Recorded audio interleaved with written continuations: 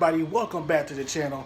It's your boy Desmond D, and today, you guys, we're gonna be doing the NXT review for February the 6th of this year, 2020. I'm so glad to give you guys this review because I was just looking at NXT like a couple hours ago. I had to go ahead and write down all the stuff that went down because I was just so mesmerized by all the segments, the matches, the promos, everything from top to bottom was extremely incredible. I loved every minute of it. Now we're gonna go ahead and jump right into this NXT review. But before we get started, please make sure if you're brand new to the channel, hit that subscribe button, tap that notification bell so you do not miss any single videos that's coming up in the very near future. Go subscribe to my original channel, which is Desmond D3. I'll try to put my channel in the description down below. Make sure you go follow me on social media at DesiDOfficial. That's on Twitter and on Instagram. Make sure you guys go follow me on there. Add me on Snapchat, DesmondD23, and on Twitch, which is DesmondD_3. So let's go ahead and jump right into the video. Now, the first start of the show is Broserweights. The Broserweights, Matt Riddle and Pete Dunne. They came out in a golf cart looking thing with the Dusty Classic Tag Team trophy in the back. They're riding down the ring. They come to the ring and they basically saying that they're ready to face the Undisputed Era at NXT TakeOver Portland for the Tag Team Championships. And I love this promo from Matt Riddle and Pete Dunne because Matt Riddle is always like the goofy, fun guy who just loves to do what he does. And Pete Dunne is just that serious looking guy. It kind of reminds me so much of Ride Along when you have Kevin Hart, the goofy one, and Ice Cube is the most serious one. I definitely enjoyed that one from both of these men. So, and then out comes the Undisputed Era. Undisputed Era is basically saying that you're nothing against us compared to us, and at NXT TakeOver Portland, we'll beat you down. That's what they basically was going to say. And Matt Riddle basically made fun of this, just making jokes and all this other stuff, and you know what I'm saying? It's always the Matt Riddle. I love Matt Riddle, man. Matt Riddle is I definitely see him as the next NXT champion in the future, so why not, right? The second matchup happened. Dominant Dijakovic versus Killian Dane. This match was awesome. I love this match because this match was just so unbelievable, and the strength of Dominant Dijakovic, the way he lifted Killian Dane up to do the Feast Your Eyes finishing move, is unbelievable. Now, I don't know what's the plans for Killian Dane. I know it's because, Killian Dane, ever since he got on NXT, he been getting the respect that he deserves since he been on NXT. Because when he was on the main roster, he wasn't getting no attention, no credit, no nothing. So it was best to put him on NXT where he gets some more respect than what he was on the main roster. So I definitely enjoyed this matchup as the match was going on. Now, Johnny Gargano, Finn Balor confrontation. I love this. I loved every minute of this confrontation because Johnny Gargano basically did a shoot on Finn Balor. He basically just went off the script, JD style, on Finn Balor. So he basically saying, I better get the real Finn Balor at NXT TakeOver Portland. Not the main roster Finn Balor who kept losing to Bobby Lashley repeatedly times on Monday Night Raw and on SmackDown. Don't give me that Finn Balor because if you do, I will beat you down senselessly. And Finn Balor is basically saying, you better hope and pray that old Finn Balor don't come back because that's not even me anymore. I'm the new Finn Balor, the Prince Finn Balor. And this Prince Finn Balor is more dangerous than ever before. And should have been this kind of type of dangerous when he was on the main roster. So, I'm just saying, man, like, Gargano and Balor, I know they're going to blow the roof off the place. And I love that they saved this match for NXT TakeOver Portland because a lot of these matches that sometimes they be putting on TV, they really should be saved for a pay-per-view. So I really am glad that they did put this as a pay-per-view type hype match for Johnny Gargano versus Finn Balor because, one, this is something that we've never seen before. Two, this is something that we always wanted to see. And three, this is something that we all can see, like, you know what, that match is definitely going to be the match of the year. The match of 2020. I definitely can see that matchup happening. Now, who do I want to win? I would love to see Finn Balor to win, but at the same time, I would love to see Johnny Gargano to win. I would love to see Gargano to win because, mind you, Gargano done a lot in this business for NXT. So why not have that? You know what I'm saying? Why not have the ability to have, say, you know what? I'm the one that beat Finn Balor. So I cannot wait for that. I cannot wait for NXT TakeOver Portland. And I got the WWE Network too. Man, you know I'm going to be sitting there. The first one sitting there with a popcorn in my hand, sitting there watching every single match from top to bottom. I cannot wait for that match to happen. So then right after that, the Undisputed Era was looking for Ciampa. They was looking for Ciampa this entire time. They was messing with people in the back. I saw one where Roderick Strong was messing with this dude who was getting his haircut. And then they tried to walk away, but Roderick Strong came back and actually shaved this dude like bald. So his hair is going to basically look like mine in a minute. So his hair going to basically look like mine in a minute. So that was just best of. But that's Roderick Strong. That's the complete asshole character of his. So you can't really judge. You can't judge. So why not, right? What else happened? Also, during that time where they was looking for Ciampa, they was looking for him. They even beat down Kushida, who didn't even do nothing wrong, except for punch Adam Cole in the face. And then that led to a whole brawl with him and Kushida. And Adam Cole just slammed him into some type of garbage can or something like that. And then a big guy came out there, staring daggers at Adam Cole. Adam Cole tried to back up, but Roderick Strong was like, man, get your fat ass out of here. Get out of here, man. You ain't nothing.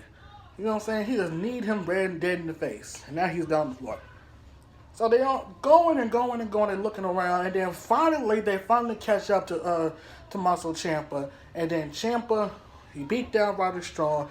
And then him and Adam Cole was battling it out. They was fighting all from the outside to the inside of the whole entire arena. So I was like, wow, this brawl is really good. You know what I'm saying? I definitely love the interaction between Tommaso Ciampa and the Undisputed Era. So they start ganging up on him, and then all of a sudden, here comes the Broserweights. The Broserweights came in, helped Tommaso Ciampa out. This led to a whole bunch of chaos coming around, security coming there, and all that stuff. Then William Regal came out of nowhere and finally said, hey, that's enough. How about this? Tonight, a 6-man tag. The Broserweights and Tommaso Ciampa against the Undisputed Era tonight. I was like, perfect. The best way to do it. I was so glad they didn't make it in like an impromptu match or something like that. I'm so glad they didn't do it like that because normally Raw and SmackDown would do something like that. So I'm glad that, they didn't really do something like that. So thank God. Thank God for that. And then, you know what's weird? Right after they all left, they immediately jumped to Jordan Devlin versus Tyler Breeze. Which this match was, immediately from the start, was incredible, man. I enjoyed every single moment of Jordan Devlin versus Tyler Breeze because this was something that, it basically gave us that feel that, cruiserweights are here. You know what I'm saying? Cruiserweights are here, and they are dominant more than ever before. And I think the NXT Cruiserweight Championship looks awesome. It really does look awesome. So, Jordan Devlin wins. He defeats Tyler Breeze. He's basically saying that, he's the top guy now. He's the top guy in the Cruiserweight division. And to be honest with y'all, man, I got to get this out of the way. Why do we still have 205 Live? Especially after all this stuff that's going on with NXT, and they call it the NXT Cruiserweight Championship. It's no longer the 205. It's no longer just the Cruiserweight Championship. It's the NXT Cruiserweight Championship. I honestly think that they should go ahead and just cancel 205 Live. It was good while it lasted. It was okay while it lasted. Make it 205 Live get canceled. Get all the Cruiserweights from there. Bring them to NXT, and that way you can give us a good match. Why not, right? That could be easier for all of us. That could be easier for a lot of fans who don't really like watching 205 Live, because 205 Live is not really all that. I feel like the Cruiserweights shouldn't even be having their own show. They never had a show from the beginning, so why all of a sudden you going to bring them in now? You know what I mean? That's how I feel. And another thing for Tyler Breeze, where is Fandango? Has anybody noticed that? Like, we haven't seen Fandango in a long time. I don't know if he still has injured stuff all over him, or he's still injury prone. or I don't know. But I love how they're doing for Tyler Breeze. I think they keep him as a singles competitor for now. So I think this is a pretty cool idea. This is a really good idea. So, you know what I'm saying? Why not? Why not? Why not have him on the cruiserweight division while Fandango is somewhere in sight, man? I don't know where he's at. Then we have Bianca Belair. I love Bianca Belair, man. She is hilarious, and I love her. I love her wrestling ability. I love everything that she do. I love her promos, everything. Bianca Belair was basically calling out Rhea Ripley come out to the ring, but instead of that, here comes Charlotte Flair. Now, we all know what was going to happen. We already knew. We thinking that Charlotte Flair is basically going to give us the her answer to, we're going to have her versus Rhea Ripley at WrestleMania. Let's see if it happens. Let's see what happens. She come inside the ring, and she basically give props to Bianca Belair for being a really good superstar. She's definitely one of the best in the business, but she's not the queen. This is what she said. You're doing great, but you're not the queen. You know what I'm saying? So she basically is more focused on Rhea Ripley than she is with Bianca Belair. And then out comes Rhea Ripley. Rhea Ripley comes out and basically sits there and says, hey, enough of wasting time. What's your answer? Are you going to tell us the answer or no? And then on cue, Bianca Belair cuts in and says, I don't know why you're here. You left this roster, you left this brand years ago. You don't even belong here. And even told Rhea Ripley that, look, at NXT TakeOver Portland, I'm taking that title. So at WrestleMania, it's going to be Charlotte versus Bianca Belair. That's what she said. But then Charlotte was sitting there saying, everybody in the crowd was like, ooh. Charlotte Flair was like, look, this is for champions only, so stay right over there and fix your braids and stuff like that. Bianca Belair immediately wanted to punch the living crap out of her. And Rhea Ripley actually defended Belair. Defended her and saying, hey, I didn't come on your roster to disrespect your roster. Don't come over here and disrespect ours. Because we have a saying, we are NXT, and then next thing you know, Bianca Belair come attack Charlotte. Rhea Ripley came in and help her out and took down Charlotte Flair. And after that, they got into a staring contest. And then after that, Bianca Belair just simply walked off. Just walked off with her jacket and just instantly walked off. So, basically, this whole thing turned into nothing. Charlotte Flair just wasted her time coming into NXT for absolutely nothing. I just don't understand what was the point of all this. There was no point of this at all, of Charlotte Flair to come into NXT, especially if we all knew she was going to get beaten down from Bianca Belair and Rhea Ripley. So I don't understand it. It's whatever. It's whatever, man. It was cool, but at the same time, it was no. Anyway, the Undisputed Era against the Broserweights and Tommaso Ciampa. This was awesome. I love this main event. This was absolutely awesome to where it was. I loved every minute of it from top to bottom. Pete Dunne and Matt Riddle, they work so well together. I don't know what it is. They work so well together because it's just so entertaining to see them in the ring. It's already entertaining to see them as a promo, but they're also doing so much well as wrestlers. Especially when you have Tommaso Ciampa in the mix. So this is awesome. I love everything about it. Love everything about it. So after the match was over, by the way, this match ended in a disqualification thanks to Roderick Strong kneeing Tommaso Ciampa in the head and all that stuff. So right after the match was over, the Undisputed Era immediately started attacking Tommaso Ciampa, beating them down, beat down Matt Riddle and Pete Dunne, attacking everybody. And then it was even to a point where they actually had a spray, the same spray that Tommaso Ciampa had put an X on the table from last week. They put an X on Tommaso Ciampa's back, basically saying X marks the spot. That was it basically saying. And they doing a whole lot of trash talking, and they still beating them down.